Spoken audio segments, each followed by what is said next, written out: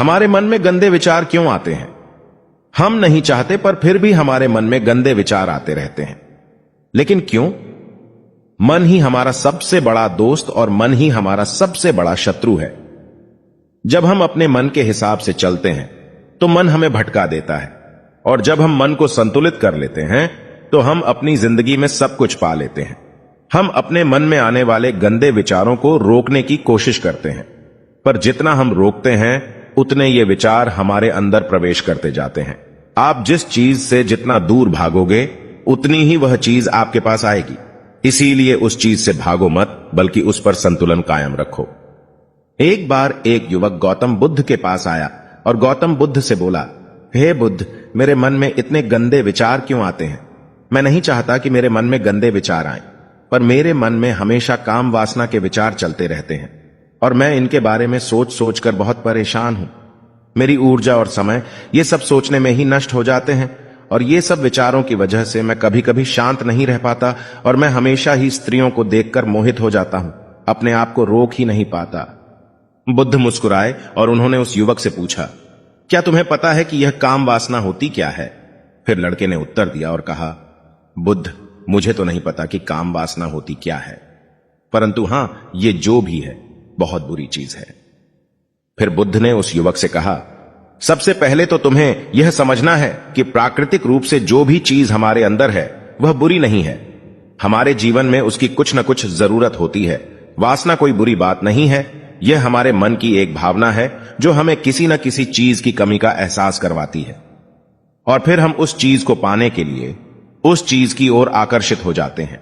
जैसे अगर तुम्हारे पास धन की कमी है तो तुम में धन पाने की वासना उत्पन्न हो जाएगी। इसका मतलब यह नहीं कि वासना बुरी है, बल्कि यह तो हमारे मन के एक प्रकार की जरूरत का एहसास है, और जब यह जरूरत शारीरिक हो तो हम इसे काम वासना कह देते हैं। युवक ने गौतम बुद्ध को कहा, बुद्ध, मुझे काम वासना का मतलब तो समझ में आ गया, पर आप मुझे यह बताइए कि यह आती कहां से है और कैसे आती है? गौतम बुद्ध ने कहा, काम वासना कहीं से आती नहीं है, यह तो हमारे अंदर ही होती है, और इसका होना तो जरूरी भी है, तभी तो मानव जाति का विस्तार होगा। युवक ने कहा, जब यह हमारे अंदर ही है और जरूरी भी है तो फिर लोग इसे गलत क्यों बताते हैं? बुद्ध ने कहा, यही समस्या है। लोगों ने काम वासना को गलत तरीके से सोच लिया है, इसे छिपाने की और दबाने की कोशिश करते हैं। काम वासना गलत नहीं है, बल्कि काम वासना का गलत तरीके से प्रयोग करना गलत बात है। लोग जिसे पसंद करते हैं उसी के लिए जीने लग जाते हैं और उसके बारे में हमेशा सोचते रहते हैं, पर यह सब गलत है। बुद्ध ने युवक से कहा, क्या तुम्हें पता है कि जानवरों में भी काम वासना होती है? युवक ने उत्तर दिया, हां बुद्ध, जानवरों में भी काम वासना होती है, क्योंकि जानवर भी तो आखिर अपनी पीढ़ी को आगे बढ़ाएंगे। बुद्ध ने कहा, तो फिर हम जानवरों की काम वासना को क्यों गलत नहीं कहते? युवक ने कहा, मुझे नहीं पता महात्मा, आप ही मुझे बताइए। गौतम बुद्ध ने कहा, जानवर अपनी काम वासना का प्रयोग आनंद प्राप्ति के लिए नहीं करते, वह तो सिर्फ संतान उत्पन्न करने के लिए काम वासना का उपयोग करते हैं। जानवरों को प्रकृति ने इतनी समझ नहीं दी कि वह काम वासना को अपने सुख का आधार बना सके, जबकि मनुष्य अपनी समझ के बलबूते पर प्रकृति में पाई जाने वाली प्रत्येक वस्तु को अपने सुख के लिए अपने प्रयोग करता है। हम इंसानों ने ही काम वासना को अपने सुख का साधन बना लिया है, जबकि प्रकृति ने तो हमें अपने वंश को आगे बढ़ाने के लिए दिया था, लेकिन इंसानों ने इसे अपने जीवन का परम लक्ष्य बना रखा है, और इस तरह से काम वासना का बेलगाम हो जाना गलत है। युवक ने बुद्ध से पूछा, महात्मा जी, ये काम वासना हम पर हावी क्यों होती है? क्यों यह बेलगाम हो जाती है? तब गौतम बुद्ध ने कहा, सुनो, अब जो मैं तुम्हें बताऊंगा उसे तुम ध्यानपूर्वक सुनना। काम वासना का सारा खेल तुम्हें समझ आ जाएगा, तुम्हें तुम्हारे सारे सवालों का जवाब मिल जाएगा, बस तुम्हें ध्यान से सुनकर समझना है। फिर गौतम बुद्ध युवक को बताना शुरू करते हैं। एक बार की बात है, एक आश्रम में गुरु और उनके शिष्य रहते थे। शिष्य रोजाना आश्रम के बाहर स्थित गांव में दीक्षा लेने के लिए जाते थे। शिष्य जो गांव में भिक्षा लेने जाता था, उस रास्ते में एक नदी पड़ती थी जिससे वह रोज भिक्षा लेने जाता था। एक दिन उसने देखा कि एक लड़का पेड़ के पीछे छिपा है। उसने लड़के के पास जाकर पूछा, भाई, तुम इस पेड़ के पीछे छिपकर क्या देख रहे हो? लड़के ने कहा, अरे तुझे नहीं दिख रहा क्या कि मैं क्या देख रहा हूं? तब शिष्य ने नदी की तरफ देखा तो वहां पर कुछ लड़कियां पानी भर रही थीं। लड़कियां 15 साल की होंगी। तब शिष्य ने लड़के से कहा, अरे भाई, वहां पर तो लड़कियां पानी भर रही हैं, इसमें छिपकर देखने वाली क्या बात है? तब वो लड़का शिष्य की तरफ देखकर उससे कहता है, अरे पागल, तुम्हें दिखाई नहीं दे रहा क्या कि मैं क्या कर रहा हूं? वह परियां कैसे नदी से पानी निकाल रही है। जरा उनकी अदाओं को देखो, उनके कोमल शरीर को देखो, उनकी पतली कमर मटके को उठाते समय कैसे बल खाती है, और उनके बाल उनकी कमर पर कैसे लहरा रहे हैं, मानो सुंदरता बिखरी पड़ी हो। शिष्य फिर नदी की तरफ देखता है और इस बार वह देखता ही चला गया। अभी तक तो उसे कुछ भी नजर नहीं आ रहा था और वह बिल्कुल निर्भय था। उसे किसी बात का कोई डर नहीं था, लेकिन अब वह छुपने लगा और उन लड़कियों को देखने लगा जैसे उसने कोई अपराध कर दिया हो। और जब वो छुपकर उन लड़कियों को देख रहा था तभी वो अंदर से कांप गया और उसने कहा कि यह मैं क्या कर रहा हूं? मैं जो भी कर रहा हूं वह सही नहीं है, मुझे यहां से चले जाना चाहिए। और फिर वह जल्दी से वह से चला जाता है। फिर वह आश्रम पहुंच जाता है। आश्रम जाकर वह अपने कार्यों में लग गया, लेकिन जो अभी वह देख कर आया था वही उसकी आंखों के सामने बार बार आ रहा था। उसके मन में वही दृश्य चल रहा था। उसका मन वही सब कुछ देखने के लिए ललचा रहा था। उसका किसी भी काम में मन नहीं लग रहा था। सुबह होते ही वह रोज भिक्षा के लिए आश्रम से जल्दी निकल जाता और नदी के पास वाले पेड़ के पास जाता जहां वह लड़का पहले से मौजूद रहता था। उसके साथ मिलकर लड़कियों को छुपकर देखता था। अब वह रोज ऐसा करने लग गया। उसका मन अब किसी भी काम में नहीं लगता था। वह हमेशा किसी न किसी प्रकार के विचारों में उलझा रहता था। वह आश्रम के कार्यों को भी ठीक ढंग से नहीं कर पा रहा था। न वह ठीक से सो पाता था और न ठीक से खाना खा पाता था। उसका मन बेचैन सा रहता था। उसका मन बार बार उन लड़कियों के सौंदर्य को देखने के लिए ललचाता था। जब गुरु भिक्षा देते तब भी उसका मन कहीं और विचारों में खोया रहता था। गुरु ने अपने शिष्य की इन हरकतों को देखा। तब एक दिन गुरु ने शिष्य को अपने पास बुलाया और कहा, आज से मैं भी तुम्हारे साथ भिक्षा मांगने चलूंगा। तुम और मैं साथ साथ भिक्षा मांगने चलेंगे। तभी शिष्य ने गुरु को मना करते हुए बोला, नहीं गुरुदेव, आप परेशान क्यों हो रहे हो? मैं अकेले ही ठीक से भिक्षा मांग सकता हूं। गुरु ने शिष्य से कहा, ठीक है, तुम अकेले ही भिक्षा मांगने जाओ। इसके बाद शिष्य भिक्षा मांगने निकल गया। शिष्य के जाने के बाद गुरु भी आश्रम से निकल गए और शिष्य का पीछा करने लगे कि वह कहां जाता है, किससे मिलता है। यह सब देखने के लिए उसके पीछे पीछे चलने लगे। थोड़ी दूर जाने के बाद गुरु ने देखा कि उनका शिष्य एक लड़के के साथ एक पेड़ के पीछे अपराधी की तरह छिपा हुआ है और छिपकर कुछ देख रहा है। गुरु भी अपने शिष्य के पीछे जाकर खड़े हो गए, यह देखने के लिए कि आखिर उनका शिष्य क्या देख रहा है जिसके लिए वह पेड़ के पीछे अपराधियों की तरह छिपा पड़ा है। गुरु ने देखा कि उनका शिष्य पेड़ के पीछे छिपकर लड़कियों को देख रहा है जो नदी से पानी भर रही है। तभी गुरु ने शिष्य से कहा, क्या तुम लड़कियों से भी भिक्षा लोगे? गुरु की आवाज सुनकर शिष्य का मन घबराया और उसके पसीने छूटने लगे। वह थर थर कांप रहा था, जैसे किसी चोर को पकड़ते समय रंगे हाथों पकड़ लिया हो। उसकी हालत खराब हो गई। वह कुछ भी नहीं बोल पा रहा था। वह लड़का जो शिष्य के साथ था वहां से भाग गया, जिससे शिष्य और भी घबरा गया था। उसके मुंह से कुछ टूटे फूटे शब्द ही निकल रहे थे। वह अपने गुरु से भी नजर मिलाने का साहस नहीं कर पा रहा था। गुरु ने शिष्य की ओर देखा और कहा, मेरा शिष्य तो निर्भय है, उसे तो किसी भी चीज का डर नहीं है, लेकिन ये क्या, तुम तो डर के मारे कांप रहे हो। शिष्य ने गुरु से कहा, मुझे माफ कर दो, इसमें मेरा कोई दोष नहीं है। उस लड़के ने मुझे बहका दिया था, लेकिन मैं आपसे वादा करता हूं कि आज के बाद मैं कभी दोबारा ऐसा नहीं करूंगा। मुझे माफ कर दो। गुरुदेव ने कहा कि कोई बात नहीं, पर इस बात का तुम ध्यान रखो कि हम जैसी संगति करते हैं वैसा ही फल हमें प्राप्त होता है। हम जैसे संगति करते हैं उनके विचार हमारे अंदर प्रवेश करते हैं। इसीलिए अच्छी संगति करो ताकि तुम्हारे अंदर अच्छे विचार प्रवेश करें। फिर गुरु और शिष्य आश्रम लौट आए और फिर से आश्रम के कार्यों पर ध्यान देने लगे। उसने उस रास्ते को छोड़ दिया और दूसरे रास्ते से जाने लगा। वह अपने काम को ध्यान से करता था, लेकिन धीरे धीरे उसके अंदर क्रोध उत्पन्न हो गया और फिर वह दूसरे शिष्यों पर क्रोध करने लगा और बेचैन हो गया। अब वह सही समय पर भोजन भी नहीं करता था। वह भोजन भी बहुत कम खाता था। एक रात गुरु शिष्य के पास आए और उससे बोले कि तुमने मुझसे वादा किया था कि तुम अपना मन नियंत्रण में रखोगे। अब तक तुमने कितनी बार अपना वादा तोड़ दिया। यह सुनकर शिष्य अपने गुरु के चरणों में गिर गया और रोने लगा।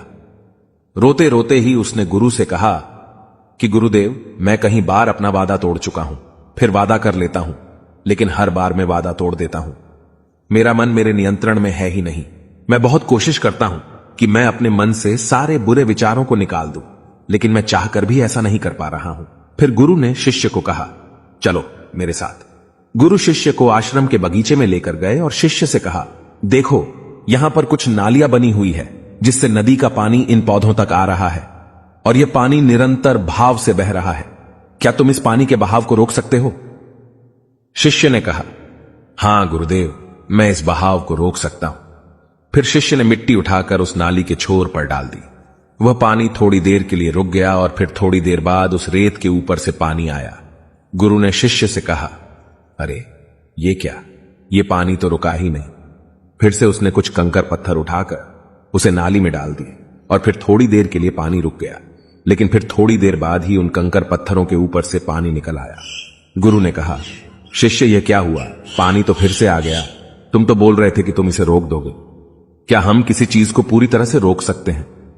तब शिष्य ने कहा, कोई बात नहीं गुरुदेव, मैं इस पानी को तो रोक कर आपको दिखाऊंगा। फिर उसने एक बड़ा सा पत्थर लेकर आया और उसे नाली पर डाल दिया। पानी रुक गया। तब शिष्य ने गुरु से कहा, देखा गुरुदेव, मैंने कहा था ना कि पानी को मैं रोक दूंगा। मैंने पानी को रोक दिखाया। आपकी बात मैंने पूरी कर दी।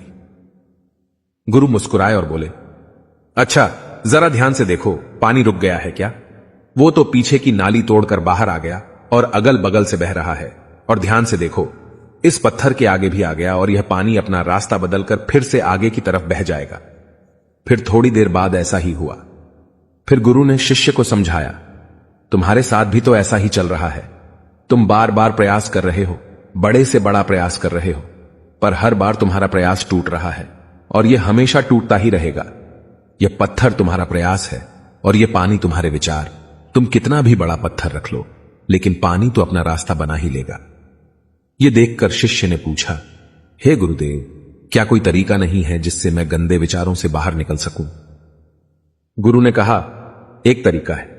यह पानी जिस नदी से आ रहा है, तुम वहां से इस पानी का रास्ता ही बदल सकते हो। गुरु शिष्य को एक नदी के पास ले गए जहां से उस बगीचे में पानी आ रहा था। गुरु ने शिष्य से कहा, वो पानी इसी नदी से जा रहा है। अगर हम यहीं से उसका रास्ता बंद कर दें जहां से पानी बगीचे में जा रहा है, तो क्या हम पानी को रोक नहीं सकते? शिष्य ने कहा, हां गुरुदेव, अवश्य ऐसा हो सकता है। मैं इस पानी को यहीं से बंद कर देता हूं, तब आगे की नाली में पानी जाएगा ही नहीं और फिर बगीचे में पानी ही नहीं जाएगा। फिर गुरु ने कहा, शिष्य, अगर पानी बगीचे में नहीं जाएगा तो पेड़ पौधों को पानी कहां से मिलेगी? उन पेड़ पौधों को तो पानी की आवश्यकता है। फिर शिष्य ने विचार किया और कहा, मेरे मन में तो यह बात आई ही नहीं, इस पानी का बगीचे में जाना जरूरी भी है। गुरु ने कहा, और उन पेड़ पौधों में कुछ ऐसे हैं जिनको रोज पानी की आवश्यकता है, वो तो मुरझाकर मर ही जाएंगे। पानी तो हमें खोलना ही होगा। शिष्य ने गुरु की बात सुनकर पानी का रास्ता खोल दिया। तब गुरु ने पूछा, अगर हम इस नदी के पूरे पानी को बगीचे की तरफ मोड़ दें तो क्या होगा? शिष्य ने उत्तर दिया, गुरुदेव, वहां पर जितने भी पेड़ पौधे हैं वो सब गलकर नष्ट हो जाएंगे और वहां पर कुछ नहीं बचेगा। गुरु मुस्कुराए और बोले, तुम इस बात को समझो, हमें किसी भी चीज को रोकना नहीं है, बस हमेशा संतुलन बनाए रखना है। कम पानी से भी पौधे नष्ट होते हैं और ज्यादा पानी से भी पौधे नष्ट होते हैं। हमारा जीवन संतुलन से ही चलता है। गुरु ने शिष्य से कहा, अगर मैं तुम्हें कुछ कहूं कि तुम आम के बारे में मत सोचो, तो तुम्हारे मन में सबसे पहले किसका चित्र आएगा? शिष्य ने बोला, गुरुदेव, मेरे मन में तो पहला चित्र आम का ही आएगा। गुरु ने कहा, जब हम गंदे विचारों को जबरदस्ती रोकने का प्रयास करते हैं तो वे और भी मजबूती से हमारे अंदर प्रवेश करते हैं। इसीलिए हमें उन्हें कभी भी दबाने की कोशिश नहीं करनी चाहिए। फिर गुरु ने शिष्य को कहा, हमारे गंदे विचार बुरे लोगों की संगति करने की वजह से भी आते हैं। कभी कभी कामुकता हमारे अंदर होती नहीं है, लेकिन कुछ अश्लील लोगों के साथ रहने की वजह से ये हमारे अंदर हावी हो जाती है। फिर शिष्य ने कहा, गुरुदेव, आप सही कह रहे हैं, मैं अपने मार्ग से भटक गया था। फिर वह शिष्य उस रात बहुत ही चैन की नींद सोया। सुबह अपने कार्यों को पूरे मन से किया और फिर सुबह वह भिक्षा लेने के लिए उसी रास्ते से गया जहां वह लड़का आज भी पेड़ के पीछे छुपकर उन लड़कियों को देख रहा था। वह शिष्य उसे नदी पर गया जहां वह लड़कियां पानी भर रही थीं। उसने उन लड़कियों से पानी मांगा और उन लड़कियों में से एक लड़की ने उसे पानी पिलाया और उसे शिष्य के चरण छुए। शिष्य ने उसे आशीर्वाद दिया कि तुम्हारा कल्याण हो, जिससे कि मानसिकता सकारात्मक ऊर्जा से भर जाए। उसके चेहरे पर मुस्कान आ गई थी, जैसे कि उसे कुछ खोया हुआ वापस मिल गया हो। वह वापस अपने रास्ते से जाने लगा। तभी पीछे से वह लड़का आ गया जो पेड़ के पीछे छुपा हुआ था। वह शिष्य के पास आया और बोला, क्या बात है, आज तो तुमने नजदीक से दर्शन कर लिए, तुम तो मुझसे भी आगे निकले। तब शिष्य ने कहा, हम हमेशा दूसरों के दर्शन करने में ही व्यस्त रहते हैं, अपने दर्शन कर ही नहीं पाते। तुम कब तक इस पेड़ के पीछे छुपाते रहोगे? किसी को पसंद कर लो, उसे बोल दो। अगर वो भी तुम्हें पसंद करती है तो शादी कर लो और उससे पहले तुम कुछ बन जाओ। अपने आप को पहचान लो, ऐसे अपना समय बर्बाद मत करो। फिर वह लड़का रोज उस शिष्य से मिलने लगा और उसने लड़के को नदी पर न जाने के लिए प्रेरित किया। और फिर वह लड़का अपने जीवन में कुछ बनने के लिए संघर्ष करने लगा। तो तुमने देखा कि संगति का असर क्या होता है। अपनी संगति बदलो, अपने विचार बदलो। गुरु ने शिष्य से पूछा, क्या तुम्हें अपने सभी सवालों का उत्तर मिल गया? तब शिष्य ने कहा, हां महात्मा जी, आपका धन्यवाद। तब गुरु ने शिष्य से कहा कि जब तुम्हारे मन में गंदे विचार आए तब तुम अपने आप को दोषी मत मानो। यह शरीर है और यह सब इसने हजारों वर्षों से सिखा है। एक केवल तुम्हारे सोच लेने से या शपथ लेने से यह टूटने वाला है नहीं, लेकिन तुम्हारे पास वो शक्ति है, वो ऊर्जा है जिसका तुम्हें संतुलन उपयोग करना है। तुम एक जीवित ऊर्जा हो जो कुछ भी अनुभव करने के लिए स्वतंत्र है। इसीलिए तुम अपने आप को पहचानो। इस कहानी से हमें यह सीख मिलती है कि हमारे विचारों का महत्व कितना अधिक होता है। हमारे विचार ही हमारे भविष्य की दिशा को निर्धारित करते हैं। हमें सकारात्मक विचारों को अपने मन में पूरी शक्ति के साथ अपनाना चाहिए ताकि हम सही दिशा में आगे बढ़ सकें।